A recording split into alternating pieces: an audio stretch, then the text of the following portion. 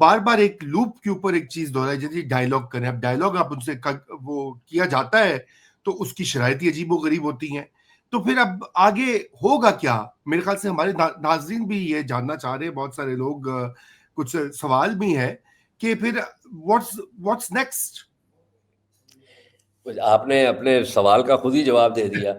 دیکھیے بات یہ ہے کہ ڈائیلاگ جو ہے وہ تو درجنوں دفعہ ہوا ہے.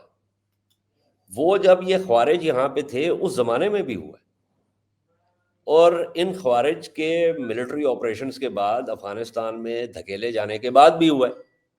ہم نے تو دیکھیں، اب میں تو اب مطلب وہ لسٹ کیا، مطلب درجنوں کے حساب سے ہمارے آفیشلز نے اگست 2021 کے بعد افغانستان میں جا کے یہ جو افغان طالبان ہیں ان کے ساتھ بات چیت کی.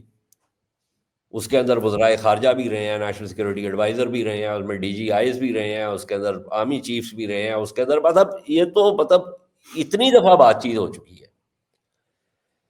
وہ بات چیت نہیں کرنا okay let me put it another way. ہاں، وہ بات چیت کرنا جو ہے وہ ایک بہانہ ہے، کیونکہ ان کے مطالبات جو ہے وہ ریاست قبول نہیں کر سکتی، تسلیم نہیں کر سکتی.